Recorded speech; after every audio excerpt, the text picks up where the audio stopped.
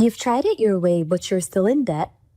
Or maybe you're doing okay, but want to invest smarter, grow faster. MillionaireX.ai gives you real step-by-step strategies to ditch debt or stack wealth. Stop dreaming and start planning.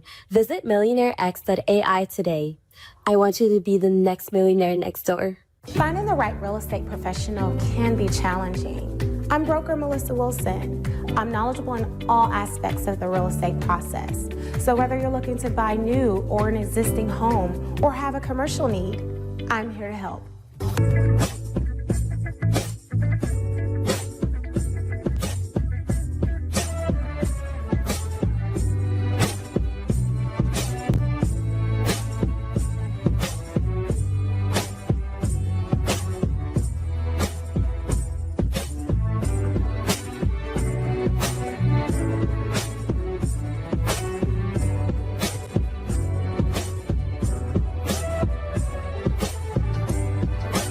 Let's stop acting like we don't see how this game is played. If you tired of folks throwing shade with a smile and keeping you boxed in with that slick behind-the-scenes racism, it's time to upgrade your survival skills. See, Phillip Scott dropped more than just knowledge. He handed you a playbook with passive-aggressive racism in the system of white supremacy. This ain't the in-your-face kind. This is that sneaky office space, let me block your blessings type of racism that'll have you questioning your own reality. It's time to call it what it is and arm yourself with the facts. But baby, don't stop at just peeping the system. Break those mental chains too. That's why you need 7 steps to decolonize the mind. This is about freeing yourself up top, walking in confidence, and letting the world know your mind is not for rent, lease, or layaway. It's time to reclaim your power step by step. So don't just watch, take action. Click over to Amazon.com, type in passive-aggressive racism in the system of white supremacy and 7 steps to decolonize the mind, and secure both books for yourself, your crew, and anybody ready for that mental liberation.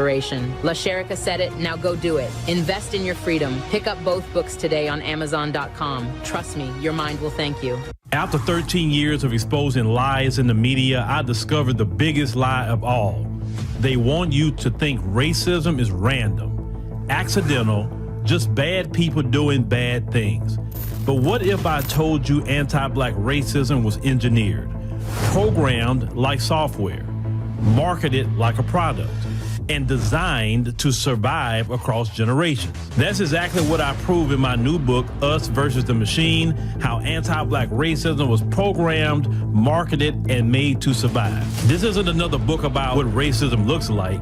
This is the blueprint of how it was built, who profits from it, and most importantly, how to dismantle it. I spent years connecting dots that they never wanted connected, following money trails that they thought were buried, exposing the machine that runs on our oppression.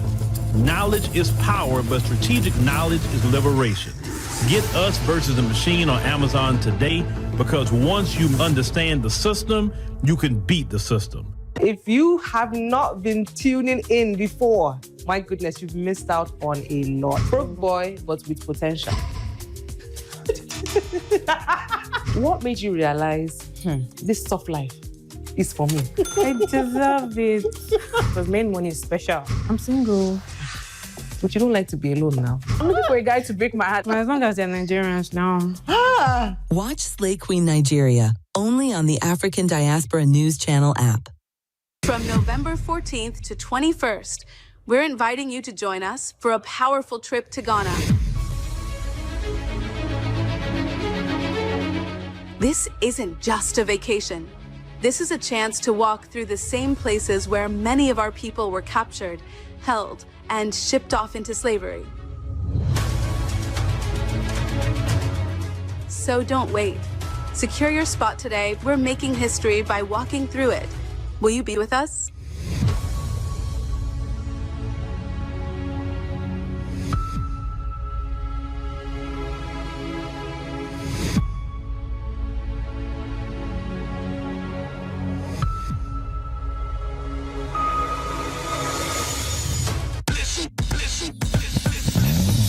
In H-Town, we want news that speaks truth, just like we do. ADNC keeps me informed and him inspired. We've been through too much to trust mainstream media. This feels like us. From the D to the diaspora, ADNC is how I stay woke. We binge ADNC like it's Netflix, but smarter. They speak on us, but never for us. ADNC does. No fluff. No filters. Just the truth, daily. From Wall Street to 125th, we're watching our news. Download the African Diaspora News Channel app today to stay connected to the culture. All right, ladies and gentlemen, boys and girls, thank you for joining us on the stream this evening. We greatly appreciate it. Make sure you click the subscribe button. Make sure you click the like button. Tonight, we're going to continue, obviously, about the California Governor Gavin Newsom. We know yesterday we talked about him creating a Bureau of the Descendants of American Slaves to find out about eligibility for reparations. And then something happened actually that night, Monday night, actually. And so we want to talk about the 5 bills that he vetoed when it came to trying to get anything going that way. Correct? So that's what we're going to talk about. I appreciate everybody joining us in here on the various platforms. We're going to get into that. Boy, I tell you, these live streams, I tell you, they good, but sometimes I'm going to tell you the times they're not good. For me personally, when you get an email or a phone call and it throws your whole mood off, and then now you got to stream. So that's called professional, right? You got to do what you got to do. You got to put that to the side. You do your work, then you pick that back up. And it's just not a big. You ever had them times, y'all, where man, you just paying bills, taking care of business, and then somebody tell you, oh, now you got another bill to pay. And you're like, you just put your head down, you're shaking your head. And y'all know how that is. Everybody know how that is. It's like a new building popped up, that you was, you kind of knew it was coming, but you finally got it, like, it's a little bit more than what you thought the bill was going to be. And then you just were like, God, man. You know what I'm saying? It's like, this one thing I don't like about this country. Is always some sort of bill, is always some sort of payment. It's like when you look at people in other, especially like when you visit the African continent, a lot of them, when you see them own something, they actually own it. They don't pay payments. You know what I'm saying? I think countries like South Africa do the payment thing. But most of other African countries, now, if you own it, if you got a house, you own it. It's yours. Or you got a car, you own it. I think Effie told me, like in Nigeria, he said, if you see them with any kind of high-end car, they pay for that completely. That's not like any payments. You got to pay it up front. So I was like, okay, all right, yeah. So, and then I just saw, just on CNN, talking about payments, they're saying the average, you're talking about average, not all cars. Average car price in America right now is $50,000. $50,000. What happened to a $20,000 car? I'm trying to figure that out. Why if cars went up to $50,000? That's crazy. $50,000? And that was going to put your car note, what, $800 to $1,000? Man, these people are crazy in this country, y'all. Crazy. Yeah, I heard about D'Angelo. I heard about him. They say he passed away, 51 years old. They say he was quietly dealing with pancreatic cancer. He had cancer. All this mess and money y'all throwing at ICE. Why don't y'all throwing money at eradicating cancer? Trust me, you talking about making money.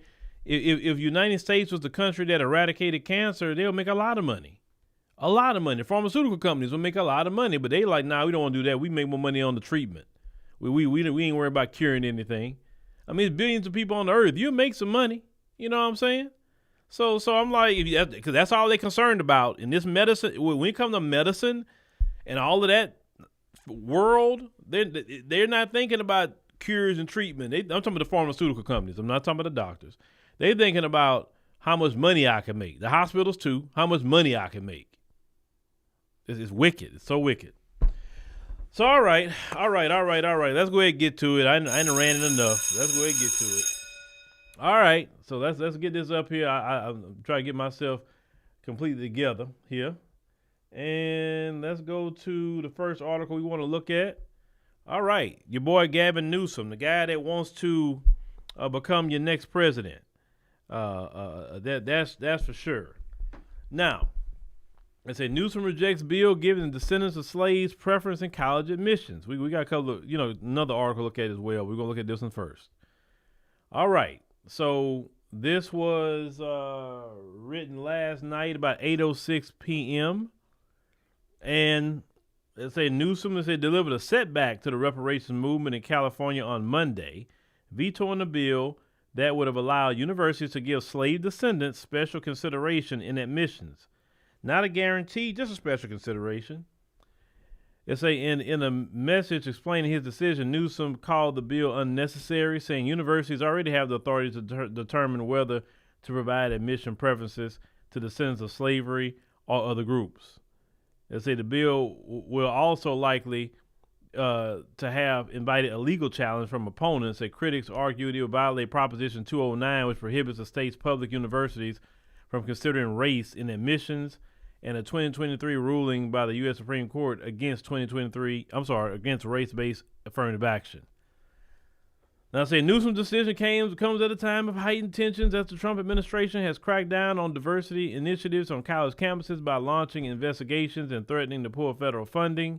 It's saying in California, Trump has specifically targeted UCLA, demanding it pay $1 billion and agreed to a set of reforms to free up more than $500 million in research grants it withheld over allegations of anti-Semitism on campus.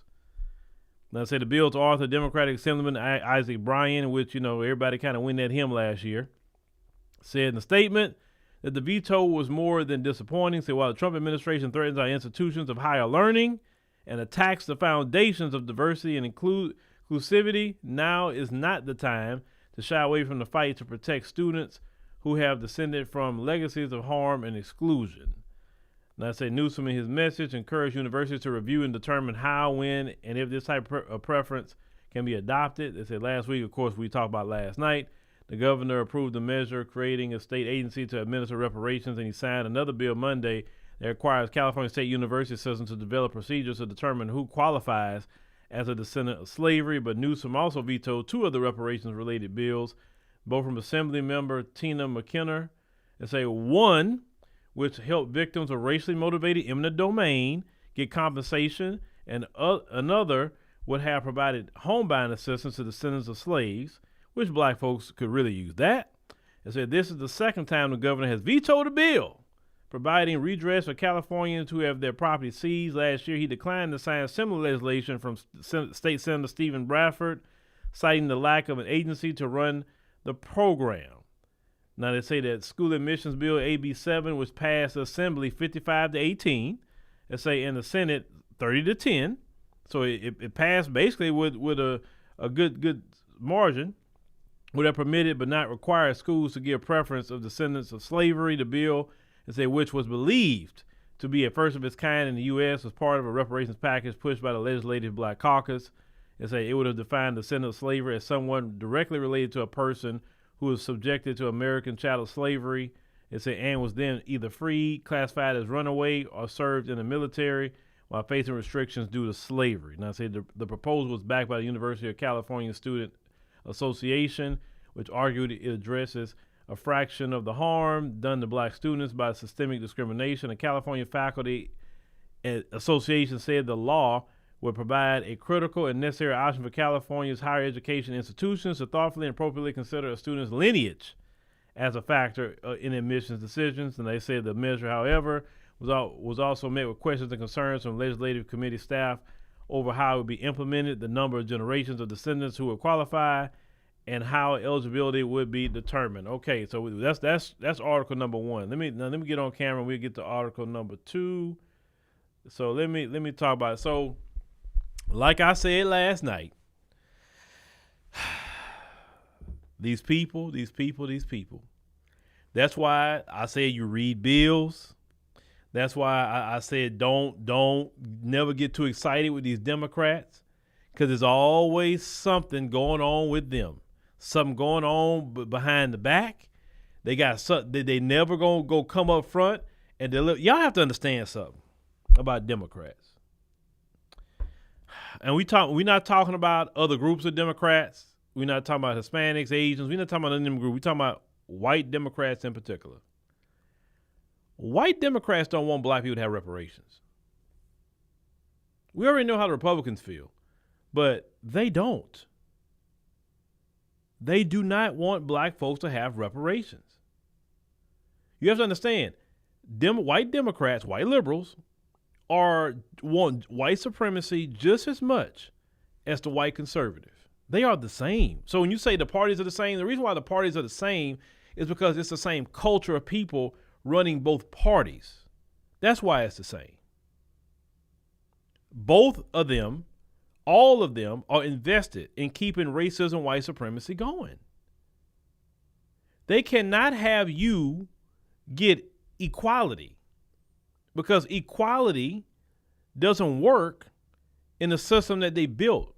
They built a racial caste system, and we have been selected to be at the bottom of the racial caste system. Then you got your buffer groups that's in between them and us, right? But that's really what it is. So this is why Democrats, white Democrats in particular, I'm not talking about the black ones, why why you have a populist type like Bernie Sanders to say no cash payment reparations. Why is that? Because they're not going to want equality with black people. They don't even want you to get what's owed to you. They don't want you to get payment for your land that was stolen. None of that. We're not even talking about black people getting ahead in any way, shape, form, or fashion. We're not even going there. We're talking about just an equal playing field. This is why, and shout out to Sister Demetra. She did her stream today. I kind of viewed that. This is why I don't want to have no debates with them. This is why I don't want to talk. Talk for what? What is there to talk about? Black people. There's nothing to talk about with any of them. You can't convince me nothing. Only time you can talk to me is when my deposit hits my account. Reparations. If you're not talking about that or making sure that's happening, you telling me what day my deposit gonna hit, it's nothing to talk about. Y'all need to really get on that. It's nothing to talk about. It's nothing to debate. Nothing. I don't need you coming over here talking to us about anything, justifying your racism, white supremacy, justifying this, justifying that. I don't need to be hearing about what you can't afford. I don't need to be hearing about what you don't owe. I don't want to hear anything because at this point, it's nothing to talk about. Y'all have to really draw a line in the sand at this point.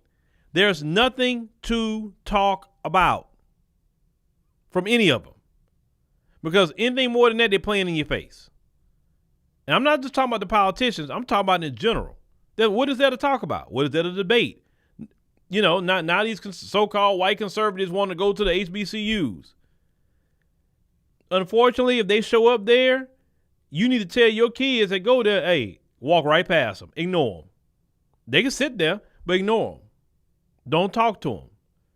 They need your attention. That's why they come in your face.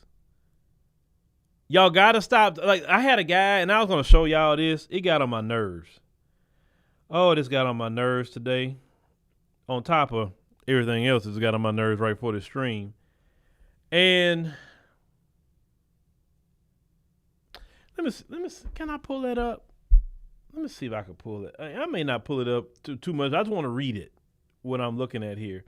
So I had somebody send me a deal. Let me read exactly. Where is it at? Hold on. I'm not going to show the person because I don't want to be trying to go through all that mess. Here you go. Okay.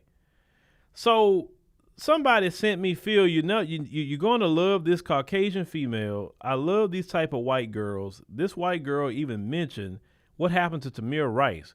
Really, this white girl is wonderful. I wish I could shake her hand for helping black folks fight against racism. And when I seen that, ladies and gentlemen, I'm like, what is wrong with y'all? What is wrong with some of y'all? They ain't got to do much of nothing, and y'all act like a little puppy trying to chase a treat. Seriously. What is wrong with some of y'all? We got some real issues going on. That's all it takes to impress you is that. Repeating literally everything. You got so many black women talking about racism every day long. Why are you not being proud of them? You got black men talking about racism all day long. Why you ain't proud of us? You're proud because she's saying what her people been doing to us for hundreds of years. I mean, duh, we the victim of it. I'm not impressed by that. Don't tell me about it. Go tell your own people about it. Tell them to stop doing it. Matter of fact, you know this, I'm going to tell you something they don't do. They'll sit up here and talk about how racist they people are, but they never go say, you know what? Let me tell you, I be in these rooms. Let me tell you exactly what they say. Hey, I be at the bank. Let me tell you how let me teach you what they do to discriminate against you on that home loan. Hey, on these jobs, I'm going to tell you exactly what they be saying. They never go tell what being said at that country club. They never say what's really said behind the scenes. They just be Captain Obvious. Like we don't get Captain Obvious. Duh. Tell us something we don't know, and then go back and tell your people that message. We don't need to hear it. We do not need to hear about anybody, y'all anti-black racist culture. We don't need to hear that. Go tell your people that. Convince them to stop doing it. Because how I feel about it personally, when I see them doing that, and they're not engaging their own, why don't they go talk to Nick Fuentes about that? Go argue with him. I respect it a lot more. But telling us, I look at it at this point as just some grift because you got black people like the person that sent me that message get all excited. Oh my God, Becky is so acknowledging us. That just like freaking annoys me. It just so annoys me.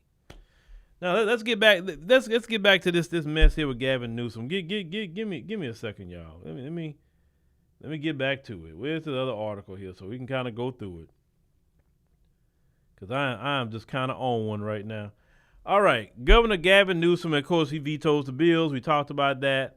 Now they said that, Monday night, several bills as part of the Legislative Black Caucus Road to Repair priority package intended to address a legacy of injustice toward black Californians. As they on the caucus's 15 bills, only 10 made it to the governor's desk, and he vetoed more than half of them.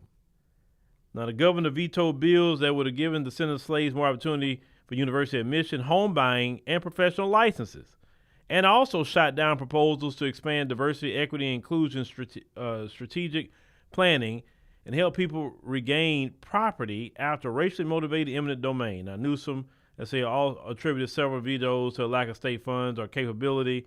Others he said were unnecessary, would diminish the utility of existing program. I say on the subject of Assembly Bill 7, which we have clarified the California colleges are allowed to consider whether the applicant was a descendant of slaves. Newsom thing, of course, Isaac Bryan and about the bill, say it was unnecessary. We read that part. They encouraged institutions. We read that part. We know he said it was disturbing. Kind of what we read earlier here. But I want to get to this one part here because we know about the Bureau and all of that stuff. Now here, on Monday night, he also signed 3 bills that were part of a package. One that would authorize a California State University to conduct a $6 million study, y'all. Here we go with a study. Another study. They had the Reparations Commission. That was basically a year-long study. Now he's talking about another study. With California State University, give them money to do a study to explore how to determine whether or not someone is a descendant of slaves. Another that would expand how much pay equity data private employers need to report to the state civil rights department. And a third requiring the civil rights department to better monitor and publish data about the complaints they receive. It said advocates expressed frustration Monday night about the bills that were denied by the governor. So while we acknowledge the signing of SB 518, it say as a meaningful step, the governor's selective support undermines the very vision of comprehensive reparations, and so that began with AB 3121. Said Juliana Williams. They said spokesperson for the Alliance for Reparations, Reconciliation, and Truth, represented the bill that required the state to make a task force to study reparations. So study number 1, and now he has study number 2, a $6 million study. $6 million. Well, instead of giving $6 million to a freaking study, okay, why don't you just do $6 million to that first-time home buyers program that, you know what I'm saying, that they wanted? I would prefer you to do the home buyers program more so in the college. Why don't you just do that? If you had $6 million for a study, You could have put $6 million toward the home buying program for Black Californians. That would have been a better use of $6 million than a stupid study. Once again, playing with black people. Once again, Gavin Newsom is not going to buck against his community. His community does not support reparations. You cannot, listen, I'm going to say it up front. You cannot depend on them to do reparations. You can't. But did you really depend on them to give you civil rights? Did you depend on them to get us out of Jim Crow? Did you depend on them to get us out of slavery? Everything that we fought for and got in this country, did we really get it through them? No, we got it on our own. Every right, every freedom that we enjoy and ungrateful others enjoy, we got it out the mud on our own. The ballot box and political parties have never gained any kind of freedom, respect, or anything for Black America. And I think that's the greatest trick that was levied against Black America, was to make you think that you can go vote your way into freedom when these people have proven themselves, and even the so-called Black representatives have proven themselves, because they own team white supremacy too. They just managers, right? They're like Stephen on the plantation. They're a manager. They become the managers of white supremacy to give a black face, to make it, seem more palatable, white supremacy or whatever. They talk like you, they may sound like you, they may go to your church, they may shop in the same store with you, all kind of things, right? But they are managers of white supremacy. And as long as they are good managers of white supremacy and don't rock the boat, they don't change anything, they don't rock the status quo, they could be paid heavily. Just that simple. That's what it is.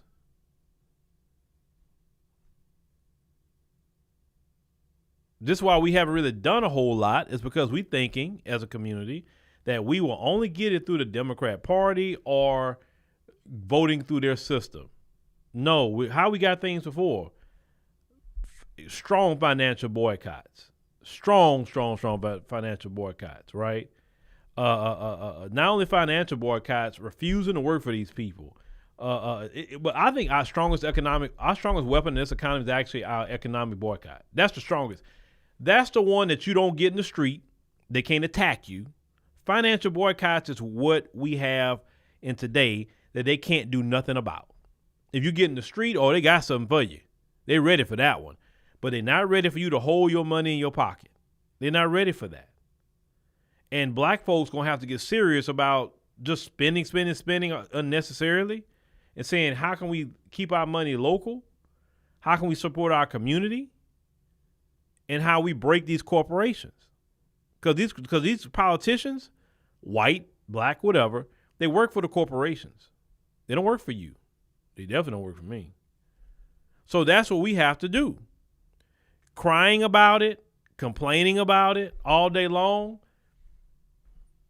It can sound good. Oh, we're not going to do this. We're not going to do that. While you go spend your whole paycheck in a restaurant. That's unnecessary. I ain't gonna vote. Okay, you don't vote, but you wouldn't spend your money at the corporations. Now, local voting I always gonna say local voting is more important than anything else. I'm never gonna get away from that one, because if you put the right people in locally, it's the people you can get access to, and the people you can get in and out real quick with your local politics. I think we all should be voting, because a lot of times y'all stay in cities with a lot of black people. And y'all should be up there, no different than what Sister Jessica Jackson was doing in Chicago. Y'all should be at every city council meeting, speaking and say, hey, what's up with this money? Well, why aren't y'all doing this? Why aren't y'all doing that? And be a thorn on their side. And if they're not going to do what's right, the city council or the mayor, then you get their behinds out and get somebody out your camp or you and run and put you up there. That way you push the issues and things that we need for the community. But I'm very serious when I talk about that. It's nothing to talk about. I'm not trying to, I don't want to talk at this point. I think that's a waste of time and energy that we don't have as a people. We just don't have that time and energy to talk, because it's about actions now. It's actions. And one thing they like to do is get us to waste time. They want us wasting time. And if we waste time, we're not focusing on what we're doing. We're not fixing our community, not helping our children. We're not doing anything.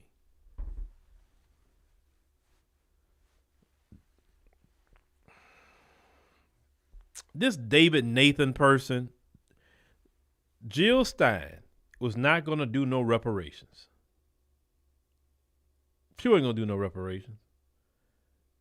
I don't know, I don't know why y'all be looking at a politician. Stop looking at a politician. They're not going to say, there has not been our history. If you study black history in America, we've never got anything through a politician. So stop with that Jill Stein stuff. Oh, this party, that party. None of them parties and the Green Party, they're not even relevant enough because they can't defeat the two-party cartel. They can't defeat it. And y'all in society, I'm talking about all of you, not just some of you, all of you in society not willing to break the two-party cartel. You could in society, but you so caught up in the two-party cartel too. Who's stopping you from voting for the Green Party? It don't matter what community you come from. Nobody's stopping you. Nobody's stopping any of you from voting a third party just because. So you know what? Forget you. Y'all say Democrats and Republicans so bad. This is y'all, all you. You'll sit. You say you need another party. Yeah, you won't vote for them. Y'all won't collectively say, you know what? Forget Democrats, Republicans. We're gonna vote for this party. I don't care what party it is, Libertarian, Green Party, whatever. I don't take y'all serious when y'all tell me about these parties because y'all haven't shown me enough of y'all coming out to vote for these other parties to take them seriously. Y'all still caught up in this two-party cartel, and black people caught up on one-party cartel. I can't even say two.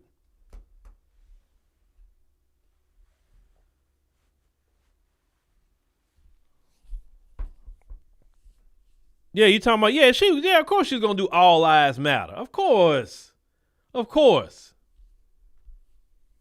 They all do that. They ain't fooling me. But like I said, don't come to me about no third party. I don't take none of you serious when you tell me that.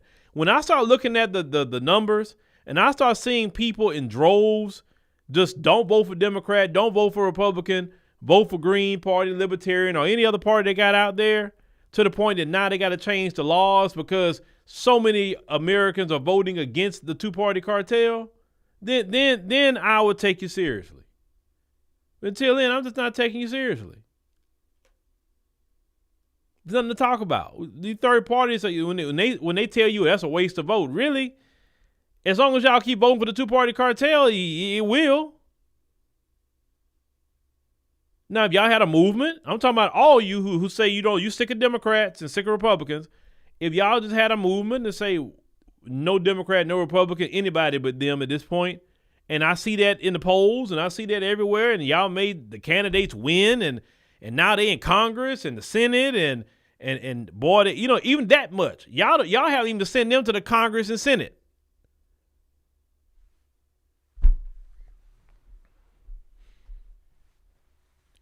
I'm not talking about a few people voting for a third party. I'm talking about it has to be a majority, everybody turn against the Democrats and Republicans. And they got y'all caught up on those two parties. Like that's the only choices that you have. Black folks, they stuck on Democrat. White folks stuck on Republican for the most part. Some of them may vote Democrat, but the majority of them would rather vote Republican. Let's call it what it is. And they don't want to change. They'll complain all day about the Republicans. Oh, the older leaders, the Democrats, older leaders, but you don't do nothing about it. They have sometimes younger people running in third parties. Y'all don't go vote for them. Sometimes I've heard some of them talk the way you want them to talk.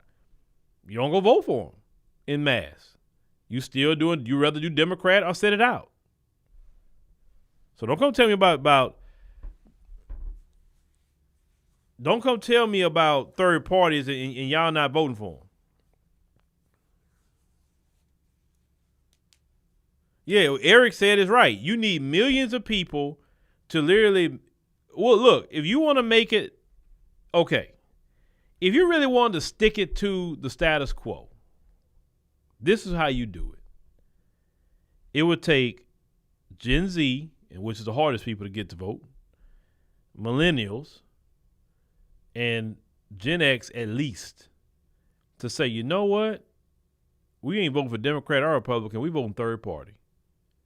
and we all do it in mass at one time. Hell, if the black community did it, that would make a statement alone. If black people did it by themselves, forget all other groups. If we all did it in mass by ourselves, even if the person didn't win, that would make so much news that we didn't show up for no political party. We voted third party. And oh my God, they would be so nervous because you know good and well, if black people do it first, all these other groups going to follow behind. You know that. We got to do everything first. And then like, oh, this must be something to do because black people doing it. And then these other groups will follow right behind.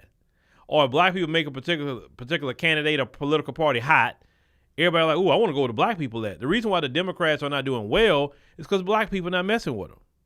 See, the reason why so many people voted for Democrat is because when we're there, it makes it look like the it party, the cool party. You know, hey, that must be the progressive party because that's what black people at. And when black people abandon them and say, nah, we cool on Democrats, man, we don't want to fool with them, notice how they having a struggle and they struggling. They thought billionaires was going to, and donors made them relevant. They didn't make them relevant. It was black people. See, white folks got all the money in the world. They got it. But they don't have relevance. The only time they're relevant unless they're being violent. They don't know how to be relevant without being violent.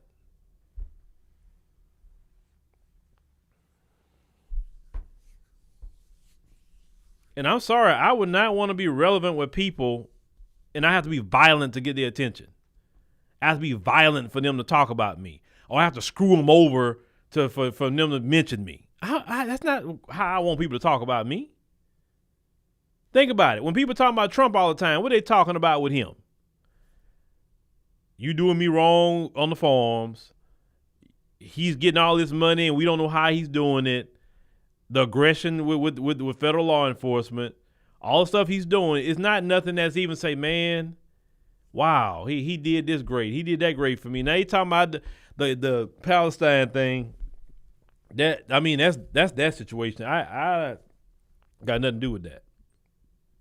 I'm talking about what you do for black Americans. Well, I see you ain't done nothing. So I'm not clapping for you till I see you do something for black America. I'm just keeping it 100. I don't live in other countries. I live here for now. And because I live here for now, you know, I mean, it is what it is.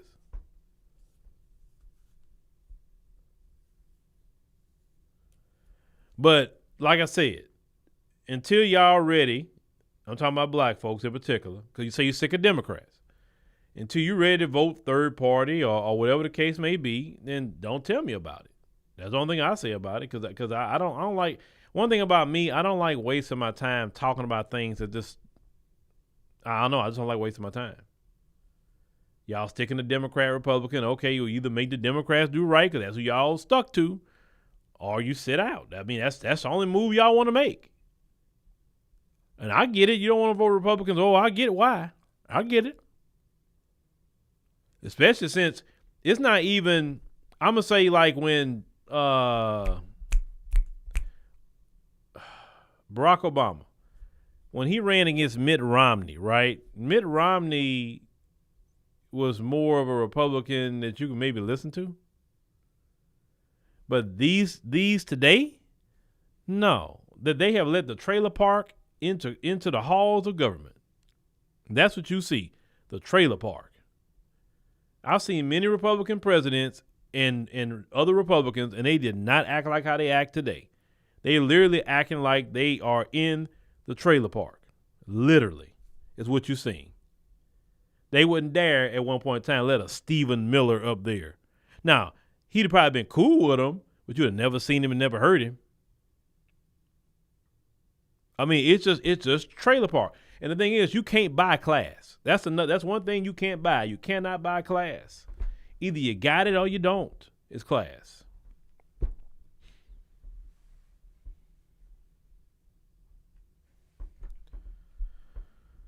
No, it's not bad etiquette. I can deal with bad etiquette. I can't deal with low class, just uncouth.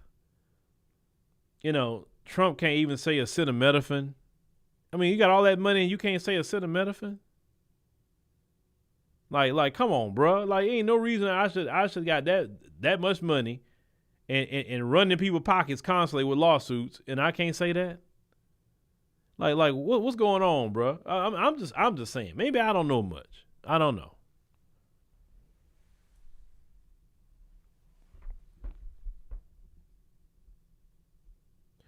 You say elder no, the minister didn't did his job. Well, hold on, let's talk about the minister. The minister did his part.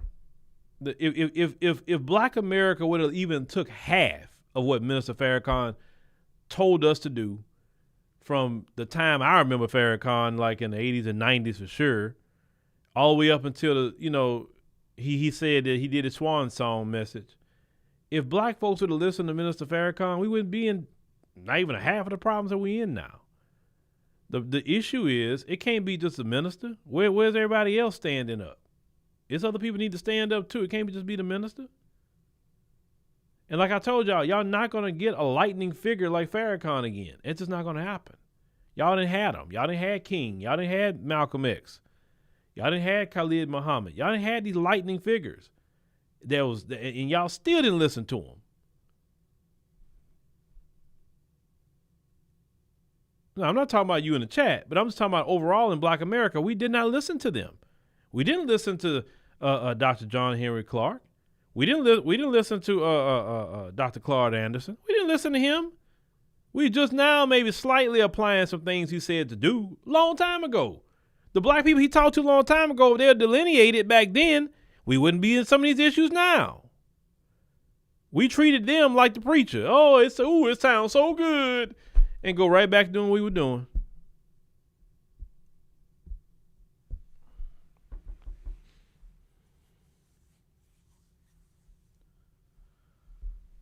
Yeah, James is right. If y'all listen to Dr. Anderson a long time ago, like I said, he warned us about the immigration. He warned us about how people would treat us when we aren't the number 2 group. He literally warned about all of this, Dr. Anderson. He warned. And did Black people listen to him as a collective? No. So why should we have another figure like Farrakhan show up? Why?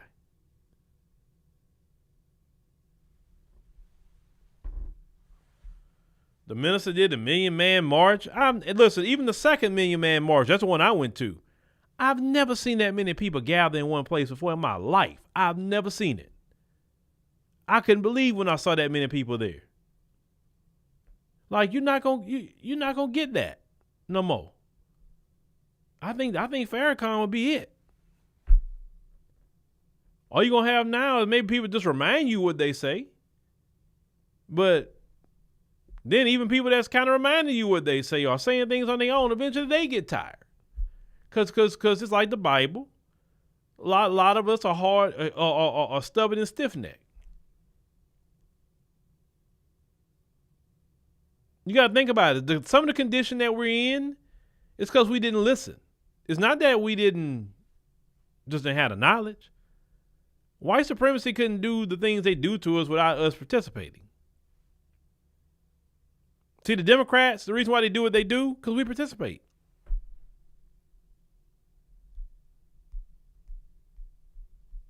We could have got a whole lot done long time ago.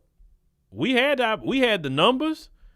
We had sometime more, even in California, Black people had more numbers at one point in time. Black people could have really regulated in California. But didn't listen to Dr. Anderson when he warned about that illegal immigration. Black folks was on this, oh, we all together, we all minorities. And Dr. Anderson was screaming, no, we not either. Them people not coming here to be your friend, they're coming to compete with you. I'm telling you, it's not what you think. And now you see it. But what if Black folks would have took that approach back in the 80s, in the 90s?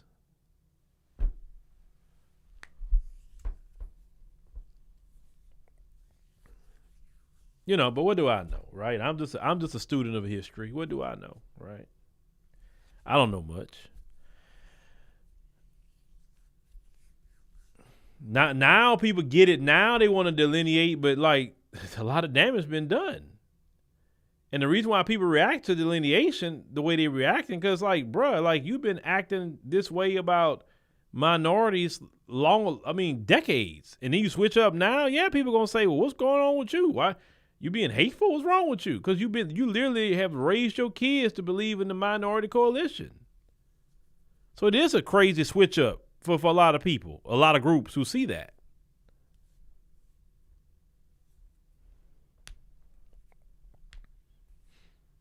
Yeah, there you go. Some people, yeah, I don't even like that term, reverse racism. I'm like, so racism supposed to only happen toward one group of people? That's all you say. Don't ever tell me that stupid term. You having reverse racism. How could you have reverse racism? What does that even mean? What does that mean? Reverse racism. That's stupid. But if you remember nothing from this stream tonight, remember this. I want y'all to not engage with these folks. They go, even online, don't engage. I don't care what they say. Look, you remember when y'all was saying, and y'all did this very, very good, and I liked it. Y'all said, okay, all right, enough of the diaspora warring, enough of that. If we see any content come up on TikTok of somebody talking bad about Black Americans and trying to diaspora war, we're not going to say nothing. We just going to block them and keep going, right? And guess what ended up happening when you did that? It stopped. It stopped. They was disappointed because a lot of them was glad to get our attention, even if it was negative, but it stopped. You see anybody talking about some diaspora war right now? No, because we say that's enough of that. So we can be in control of who has access to us and who don't. You have to make a collective thing and say, okay, them folks, no. We're not arguing with you online. If you jump in our spaces talking about you want to have some sort of argument, no, you out of here. Like it just, no. It's nothing to talk about. Nothing. Talk to me when you telling me the day the bill is signed and the checks get deposited. Then come talk to me. Until then, I need to talk to my community because we got a lot of issues and problems that we need to solve. Well, isn't that you segregating yourself? No, I just need to fix my house. How is that segregating myself have to fix my house? I don't have time to talk with you. I'm wasting time. I got to fix my house. I got to fix my community. That's what we got to talk at. Okay, if I'm talking to my community, then outside of my community, okay, cool. Then I'll talk with the Caribbean brothers and sisters. I'll talk to the African brothers and sisters. All them. I'll talk with them. We can have conversation and work different things out, whatever we got going on. But when it comes to them, no, I'm not doing it. It's nothing to talk about. You should debate this person. No, I'm not. Well, because you can't debate. If that's what you believe it. Just believe it. And if you ever seeing me do it, then you better believe they paid me substantially for 1 hour of my time. And they paid a reparations fee. Because you're not getting my time for free. No. I need $50,000 and for my time to talk to them at this point or debate one of them, and I need a $50,000 reparations fee. Because whatever I charge them, I got to charge 100% reparations fee. You can call it a tariff. There we go. We can charge 100% tariff. Since they like that word better, tariff. If you're not gonna pay me my tariff on my $50,000, then it's nothing to talk about. And you got it. You got it.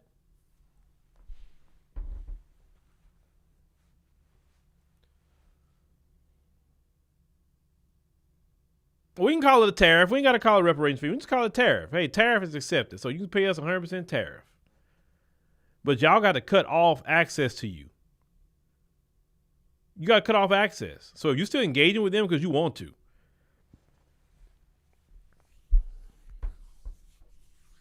there's no reason to engage. That's a waste of time.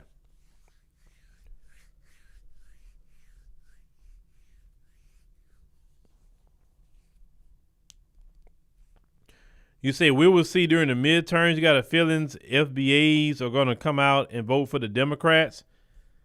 They probably will. I mean, yeah, a lot of them will. Yeah, I can see that happening. I mean, I'm not stupid. I can say whatever I want to say on here, but I know black folk, they're going to go vote Democrat. I already know. They're going to go vote Democrat, and a lot of Democrats are going to get back in office, and they still not going to do nothing for black people. So, I mean, like I said, I was talking to my wife about this, I think, last night. I said,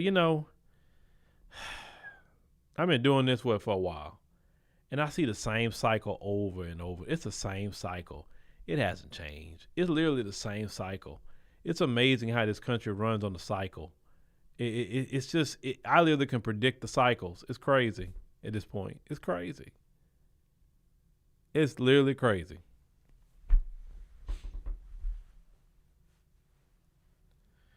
You say that would be counterproductive? Yeah, there you go. Wash, rinse, repeat. That's exactly what this country run on, and our people too.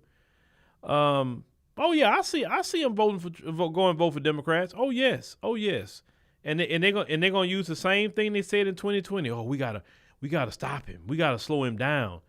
Y'all don't understand. You can get Democrats are in office now. They're not doing nothing about Trump. They're scared of him. Okay, you get more Democrats in office. They literally would have to get 3/4 of Congress Democrat to literally impeach him and convict him in the Senate to get him out of office. They're not going to get that many in there. They're scared of him. That's why they don't say nothing to him. Because they got so much dirt that they're doing, they won't say nothing. That's why they quiet. To be honest with you, it's so much dirt they got on that Trump could look into with them, and they know they committing a lot of federal crimes too. That's why the Democrats won't say nothing about to him, or the Republicans either, because they got so much dirt that they're doing that's federal crimes or have done. So Trump could do whatever he wants to do. Supreme Court say, hey, you're not going to go to jail for whatever you did in office. So Trump like, hey, all he prosecutes his political enemies, no matter who they are. He went out. You can't say he going after the black woman because he went after a white man. His boy John Bolton, he had him raided. He white, so he going after all of them. They're scared of it. Now, Rhonda, you may not be voting Democrats, but we talking about the average rank and file black person in our community who's watching all this stuff with ICE. There's a lot of black folks gonna come out and vote because of ICE too, because they don't like to see the militarization in the cities. Oh, they're gonna come out and vote. Watch, I see it coming. Why do you think Trump told Texas, find me 5 seats? He knows it was coming. He knows. If he didn't think that a lot of folks would come out and vote Democrat in midterms, he wouldn't have said that to Texas.